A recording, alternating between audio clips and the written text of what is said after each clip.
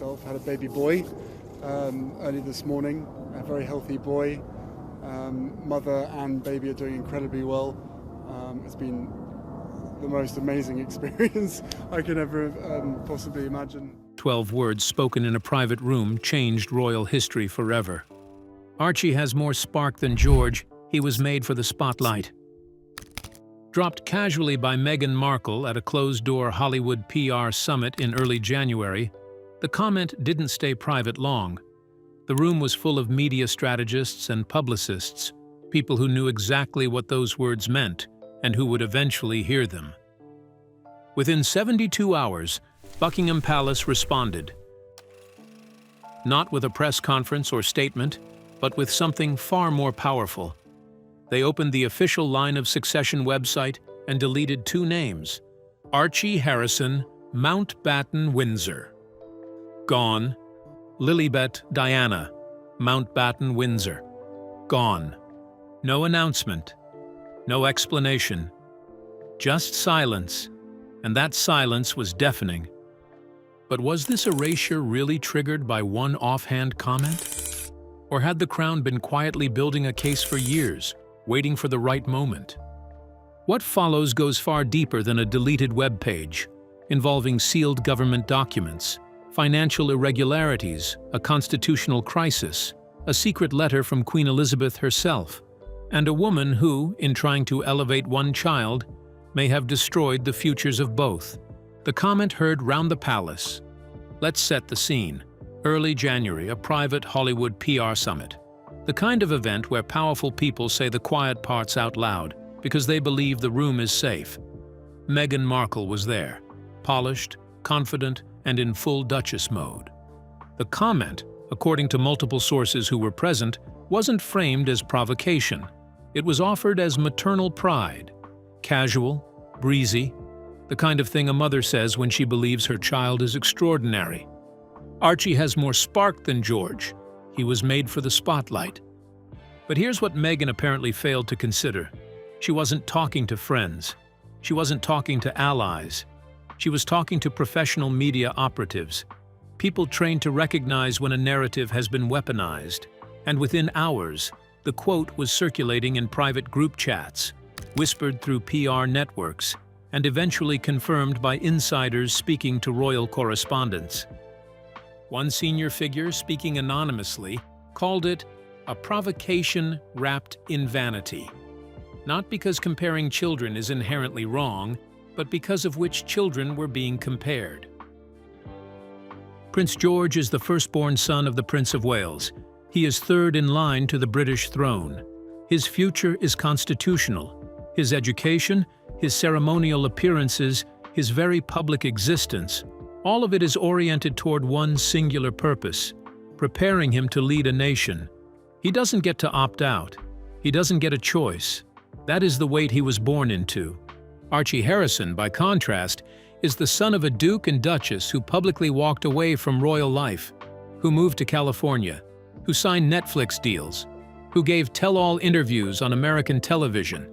To compare these two boys, not in affection, but in a veiled hierarchy of worth, wasn't just a faux pas. It was a declaration of war. And Buckingham Palace? They responded in the only language that truly matters inside those walls. They acted. The deletion. The palace sends a message. The official royal website's line of succession is not a casual document. It is the living, breathing record of constitutional continuity. Every name on it carries legal significance. Every removal carries consequences. So when Archie and Lilibet's names quietly vanished from the 6th and 7th slots they had occupied, the royal world took notice immediately. No tweet, no press release, just 2 absent names, and a palace that refused to explain why. Royal commentators were divided. Some called it a technical update. Others called it exactly what it was: a message, a line drawn, a door closed. But this is where the story gets truly explosive.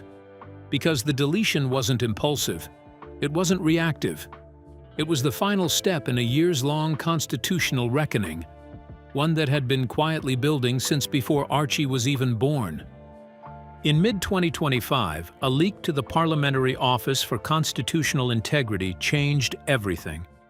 Among documents previously sealed under government privacy protections was a scanned intake form from the Santa Barbara Fertility Center dated the 18th of April, 2019. Think about that date for a moment. Archie was officially born on the 6th of May, 2019, in Portland Hospital, London. The public narrative was clear: a royal baby, born in a royal city, with a royal future. But this form told a different story. The document listed surrogate A under maternal source. It noted donor site, non-relative. And Meghan Markle's name did appear, but not in the column marked biological mother. Instead, she was identified as intended parent. 2 words: intended parent. That single designation, if authentic, upended everything. Because under the Act of Settlement of 1701, the centuries-old law that governs who may stand in the line of succession, the conditions for legitimate royal inheritance are specific and unyielding.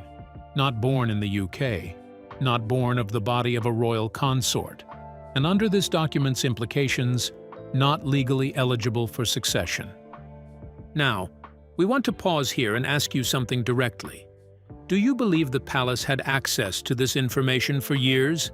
And if so, why did they wait until now to act? Drop your thoughts in the comments, because this timeline matters enormously. The deal that was struck and broken. Here is where the story becomes a political thriller. As early as 2020, palace insiders confirm Archie's origins had become what one official privately described as a quiet emergency. During the now famous Sandringham Summit, where Harry and Meghan negotiated their withdrawal from royal duties, a specific clause was inserted into their exit protocol. Clause 7, paragraph 3.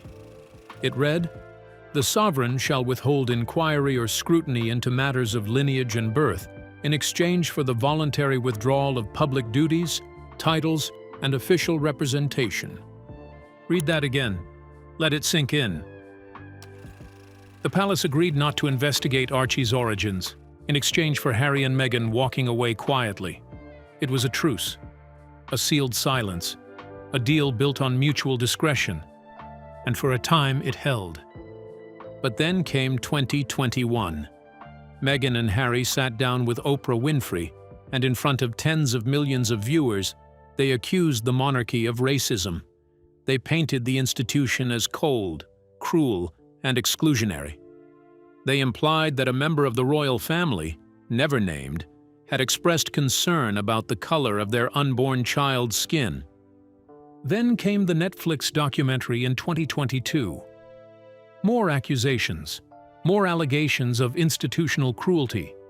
Then Spare in 2023, where Harry described his father as emotionally distant and his brother as violent. With each revelation, the truce cracked a little more. And then, in late 2025, an audit of sovereign grant expenditures broke the dam entirely.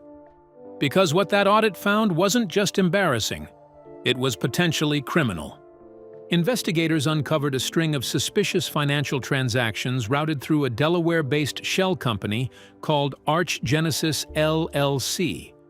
The payments included $95,000 in surrogacy agency fees, $110,000 for legal facilitation contracts, $195,000 in medical payments, $82,000 listed as a live birth disbursement for Candidate 6.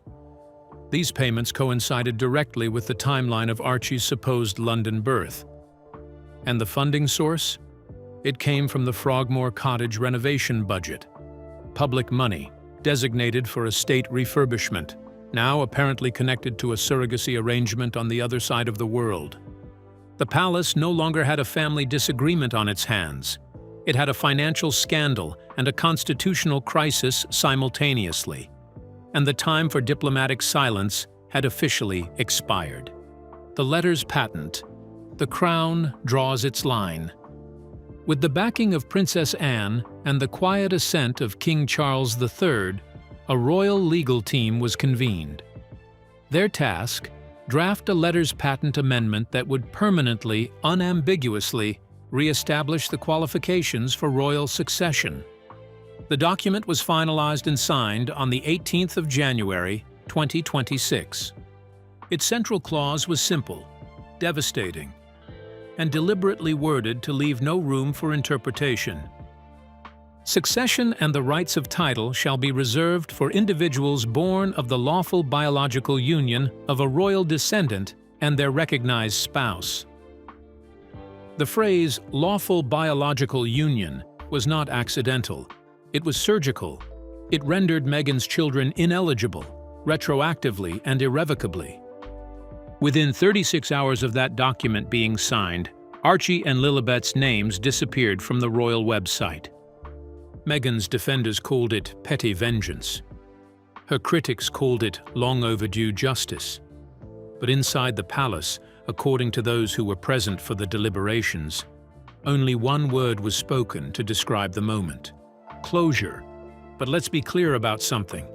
This wasn't just about Meghan's comment at a Hollywood summit. That comment was the spark that ignited a powder keg that had been building for years. Years of fractures, years of quiet constitutional alarm, years of a palace that had held its tongue and finally decided to speak in the only language it had ever truly understood. Not words, documents. The Queen's sealed letter, the final verdict from beyond. Now we come to the most extraordinary part of this story. And we want you to pay very close attention, because this detail changes everything. Stored quietly in the Royal Archives under Kensington Protocol 14C, a classification for documents sealed during a sovereign's reign and only released under special conditions, was an envelope. Cream-colored, wax seal intact, and on the back, in the late Queen Elizabeth's unmistakable handwriting, 5 words: "To be opened when tested." That condition was triggered on February 29, 2026, as Meghan's campaign to reframe her children as unjustly sidelined royal heirs reached a crescendo of public controversy. The letter inside was a single page, dated October 5, 2022, less than a month before Queen Elizabeth passed. It was addressed to Lord Chamberlain Andrew Parker, marked strict confidence, and it read, "I have seen enough character, enough conduct in the matter of inheritance and example. I place my trust in William, Catherine, and their children. Let George bear the crown. Let Charlotte uphold its dignity. Let Louis protect its grace. Titles not earned are not owed. Those who abandon duty cannot claim its privilege." Signed, Elizabeth R. The letter was not legally binding, but symbolically, it was seismic. The woman who had been the very definition of royal restraint, who had never publicly criticized Harry, never condemned Meghan, never allowed herself to be drawn into the war of narratives, had left behind her verdict, written in ink, sealed in wax, preserved for exactly this moment. King Charles convened a private council with Princess Anne, Prince Edward, and Prince William. No cameras, no press release. But insiders confirmed what followed. The line had hardened. The Sussex children would retain their titles in name only, as technically permitted under George V's 1917 decree. But without patronages, without public funding, without any ceremonial standing, the House of Windsor would no longer maintain dual narratives. There would be one line of succession, and it would begin with George. Meghan's branding gamble, and how it backfired. While the palace was quietly fortifying its constitutional foundations, Meghan was making what she believed was her most powerful move yet. Sharp-eyed royal watchers had noticed a quiet filing in California's state trademark registry. A new label, Royal Reclamation, registered under a holding company tied to Archwell Enterprises. The product descriptions raised immediate eyebrows: children's loungewear, family crests, storybooks about lost birthrights, and most controversially, a toddler t-shirt bearing the slogan, "Future Monarch, just not yours." A 3-minute teaser video launched on Meghan's Instagram.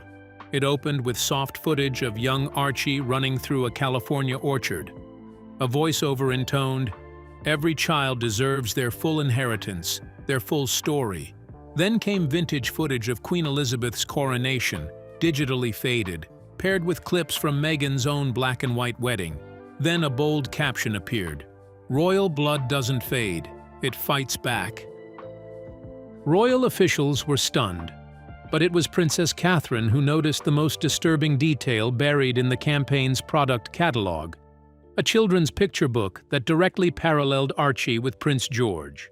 The illustrations were stylized but unmistakable, a dark-haired boy standing in shadows while a blonde boy receives a crown from older royals. The story depicted a jealous court stealing the title of Little Lionheart from its rightful heir. For Catherine, a devoted mother and constitutional guardian, this crossed a line that could not be uncrossed. "She was livid," said one palace staffer. That was the moment Catherine knew Meghan wasn't just hurt, she was rewriting history dangerously. Legal teams moved immediately. The College of Arms was contacted. Cease and desist notices were dispatched to third-party vendors. The palace issued a rare internal memo. No member of the Sussex household had permission to commercialize royal iconography, titles, or institutional language. And then Princess Anne, precise, unsentimental, and arguably the most institutionally formidable member of the royal family, personally oversaw the operation. Her internal memo, later confirmed by a senior aide, stated, "The integrity of the crown must not be auctioned to the loudest bidder. While we remain silent publicly, we must be ruthless administratively." The palace's Legal Protection Office compiled a 73-page dossier documenting trademark misuse. One luxury babywear label in California received an immediate takedown order. The message was unambiguous. The monarchy would not compete in the marketplace of emotion, but it would absolutely enforce the law. Catherine and William respond. The silent power play. Here is the thing about the House of Windsor that Meghan has never fully grasped. This institution does not win arguments by having them. It wins by outlasting them. On February 16th, Princess Catherine appeared at a charity event in Leeds wearing Queen Elizabeth II's Jubilee Star brooch, a rarely seen heirloom reserved only for monarchs or their direct successors. Pinned beside a dark navy sash representing the Royal Victorian Order. No statement was made, none was needed. "That brooch said it all," said former royal dresser Lady Vera Montague. "George is the heir, the crown already chose." The hashtag chosen heir trended above the Sussex campaign tags within 48 hours. That same day, King Charles signed a private addendum to the Windsor Charter of Succession, reaffirming the traditional line of inheritance. It restated the rule, only direct descendants of the heir apparent, William, shall receive hereditary titles and privileges without explicit parliamentary approval. It wasn't new law, it was reinforcement, a pen-to-parchment response to a media storm. Then came William himself. Speaking at a youth leadership summit in Birmingham, he paused mid-speech to deliver what many recognized as a direct, if unattributed, response to Meghan's campaign. Every child is born with dignity, but leadership, legacy, and titles must be earned through service, not through birthright alone, not through inheritance, and certainly not through comparison. The crowd applauded. The nation understood exactly what had just been said. Meanwhile, Meghan's media strategy was unraveling in real time. A follow-up podcast episode through Archwell Studios saw only half its expected listenership. A planned children's clothing launch was postponed indefinitely. Netflix quietly adjusted its promotional materials, removing references to untold royal truths. Even retail partners began backing away, citing PR risk. The palace's legal office issued a takedown notice to streaming platforms after a podcast episode was found to use a copyrighted official palace photograph of Prince George. his red jacket from the 2023 Trooping the Color, unmistakable in the background. Spotify and YouTube complied. The episode was removed. Meghan's team cried censorship.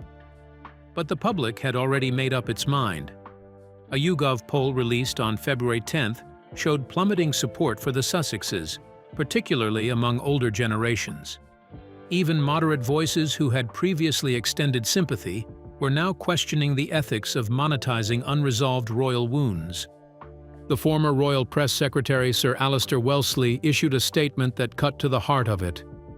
"There is something grotesque in weaponizing a child's future against another's inheritance.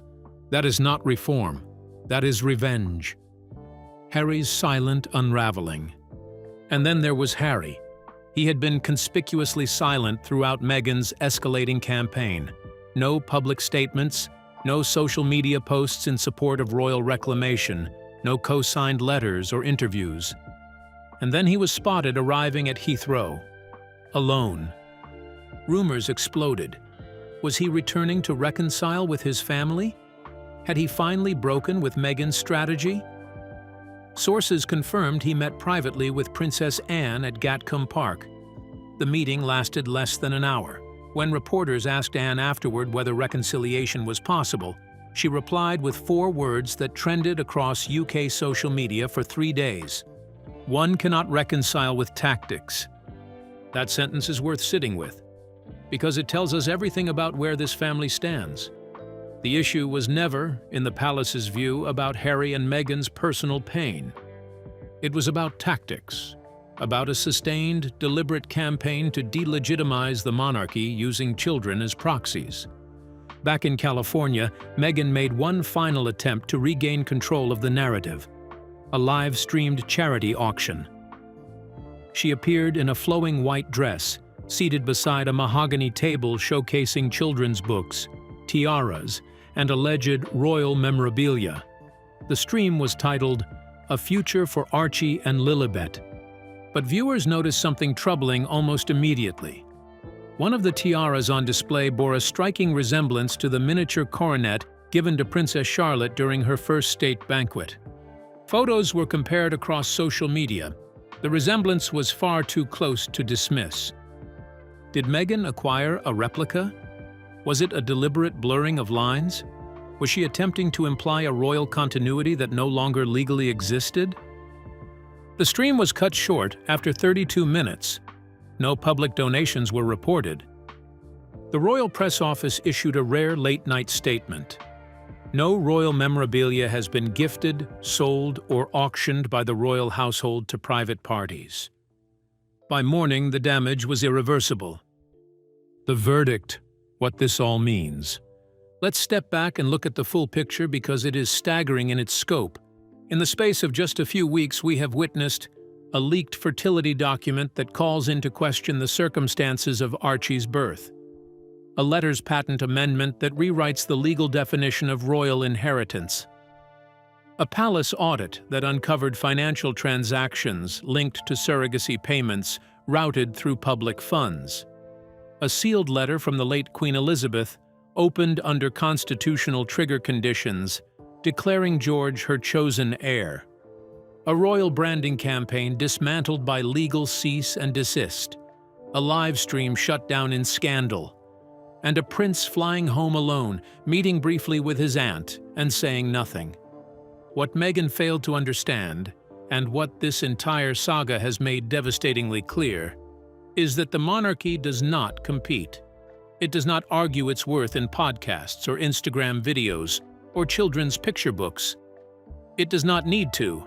It has something Meghan cannot replicate, cannot purchase, cannot brand, and cannot live stream: 400 years of institutional inertia, the weight of law, the permanence of tradition, and now, the written testament of the most beloved monarch of the modern age. George is not the heir because he outperformed Archie at some invisible audition. George is the heir because he was born into a life of obligation, endured its demands, and never once ran from them. That is not privilege. That is sacrifice. And Archie? Archie was not denied greatness. He was offered freedom. freedom from the weight, the scrutiny, the relentless obligation that comes with that crown. It was his parents who chose that freedom. And now they are furious at the consequences of their own choice. The real questions. Before we wrap up, we want to ask you, the people watching this, some questions, because your perspective matters in this conversation. Do you believe that the palace acted out of constitutional duty? Or do you think this was, at least in part, a personal response to years of public attacks from Harry and Meghan? Do you believe Queen Elizabeth's sealed letter was genuine? Or does its timing feel too convenient, surfacing at precisely the moment the palace needed a moral authority to cite? And here is perhaps the most uncomfortable question of all. Is Meghan's campaign about justice for her children? Or is it, as her critics argue, about something else entirely: legacy, relevance, and a refusal to accept the consequences of choices she and Harry made freely? These are not easy questions. They don't have clean answers. And that is exactly why this story is not going away. The British monarchy has survived civil war, abdication, 2 world wars, and decades of public scrutiny. It has bent to modernity without breaking.